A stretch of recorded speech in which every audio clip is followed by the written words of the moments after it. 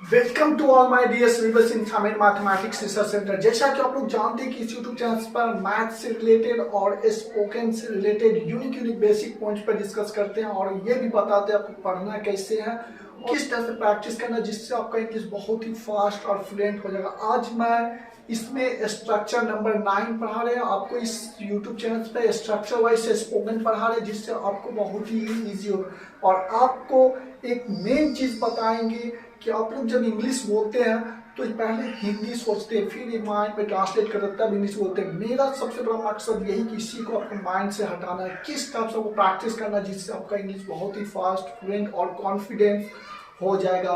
मेरा मेन मकसद यही है, ये नहीं कि आपको पढ़ा देना, पढ़ाना नहीं है, पढ़ाने से ज़्यादा इंपॉर्टेंट है आपको बता देना है कैसा प्रैक्टिस करना जिससे आपका इंग्लिश बहुत ही फास्ट फ्लुएंट हो जाएगा। आज मैं जा रहा हूँ स्ट्रक्चर नंबर 9 बताने के लिए। जब भी फ्यूचर टाइम में सब्जेक्ट को कोई काम करना पड़ेगा या करना होगा रहे तो वो मेरा स्ट्रक्चर ये है। Subject will have two plus V1 plus other. तो आप जान जाएगा सब्जेक्ट में कौन कौन होगा, ही सी इट एक नाम, आई यू वी दे और एक से ज्यादा नाम। अगर ही है तो विल हैव, सी है तो विल हैव, इट है तो विल हैव, एक नाम है तो विल हैव, और नहीं लगाना है तो विल और हैव के बीच में नॉट लगाना।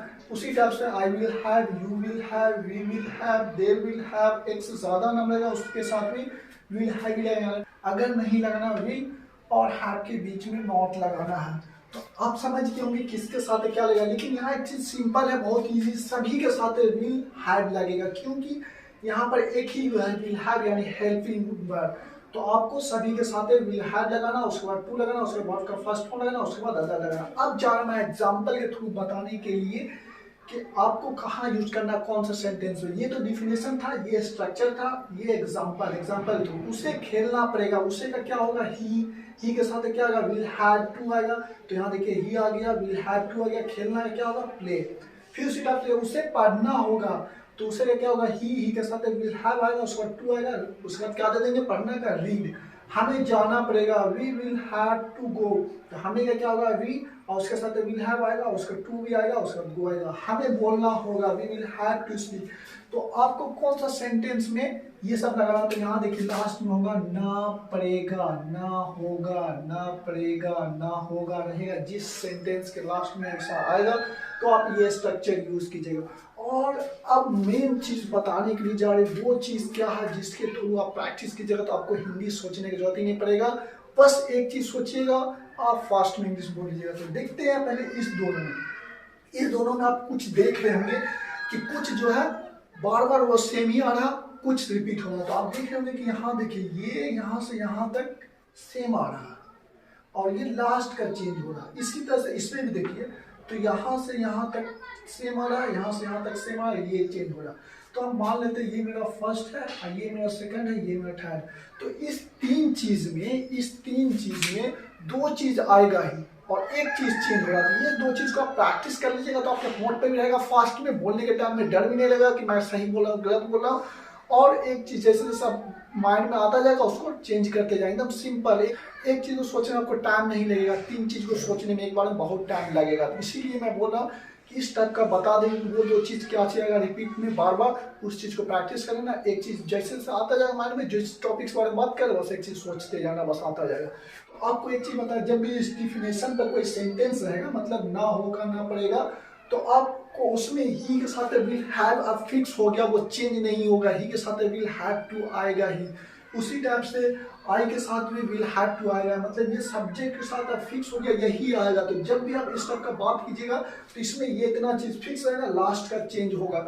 उसी टाइप से इसमें भी सब में वही होगा, ही के साथ विल हैव आएगा, ये फिक्स हो गया। जब भी इस डिफिनेशन पर बात कीजिएगा तो इस टाइप का स्ट्रक्चर होगा और उसमें ये फिक्स हो गया जिसके साथ है, और ये फिक्स हो गया है जिस सब्जेक्ट के साथ जो लग गया वो अब आएगा ही। यही लिस्ट बहुत ही इंपॉर्टेंट है, अगर इसको आप प्रैक्टिस कर लेते हैं तो आपको इंग्लिश बोलने के टाइम में कोई भी प्रॉब्लम नहीं होगा और कोई भी हेजिटेशन नहीं होगा और डर भी नहीं लगेगा कि मैं सही बोल रहा हूँ गलत बोल रहा हूँ। डिफिनेशन, स्ट्रक्चर, उसके बाद सबसे ज्यादा इंपॉर्टेंट यही है। क्यों बोले सबसे ज्यादा इंपॉर्टेंट है? क्योंकि यहाँ तक फिक्स रहेगा, ये लास्ट में आपको लगाना है। टू आ गया वर्ब का फर्स्ट फॉर्म, यहाँ तक फिक्स रहेगा, लास्ट में लगाना, यहाँ तक फिक्स रहेगा, लास्ट में एक चीज लगाना, यहाँ तक फिक्स रहेगा, लास्ट में एक चीज लगाना, यहाँ तक फिक्स रहेगा, इसी टाइप से सब में।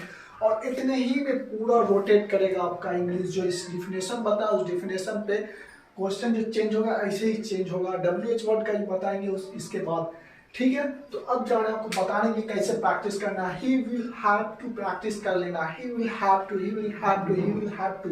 तो जैसे देखिए बोलते हैं तो देखिए आपको कैसे प्रैक्टिस करना है। जैसे बोलेगा उसे जाना पड़ेगा, he will have to go. उसे खाना पड़ेगा, he will have to eat. उसे पढ़ना पड़ेगा, he will have to read. उसे आना पड़ेगा, he will have to come. इस टाइप से आप फर्स्ट बोलिएगा, क्योंकि इसमें मेरे यहाँ से यहाँ तक प्रैक्टिस है, एक चीज चेंज कर रहे बोलते जा रहे हैं। अब बता देते हैं कि आपको प्रैक्टिस कैसे करना है। He will have to, he will have to, he will have to, he will have to practice कर लेना। इतना कर लेना कि आपके होंठ पे आ जाए, बोलने के टाइम में दिक्कत ना हो। और आप जब इस टाइप से प्रैक्टिस कर लीजिएगा, जब बोलिएगा तो आपको डर भी नहीं लगेगा और फास्ट बोलेगा। फिर उसके बाद he will not have to, he will not have, will he have to, will he have to, will he not have to, will he not have to, she will have to, she will have to, she will not have to, she will not have to, will she have to, will she have to, will she not have to, will she not have to, it will have to, it will have to, it will not have to, it will not have to, will it have to, will it have to, will it not have to। इसी type से इसको भी आप पूरा कर लीजिए।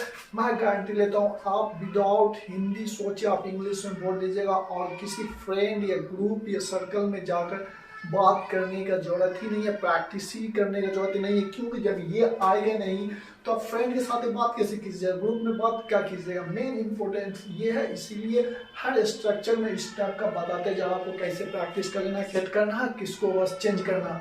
तो आज के लिए इतने ही। अगर आप लोगों को अच्छा लगा तो लाइक शेयर सब्सक्राइब जरूर कर दीजिए। अगर आप लोग ऐसा करते हैं तो हमें लगेगा कि इस टाइप का वीडियो आपको अच्छा लगा। तो और भी इससे यूनिक वीडियो आप लोगों तक इस यूट्यूब चैनल के थ्रू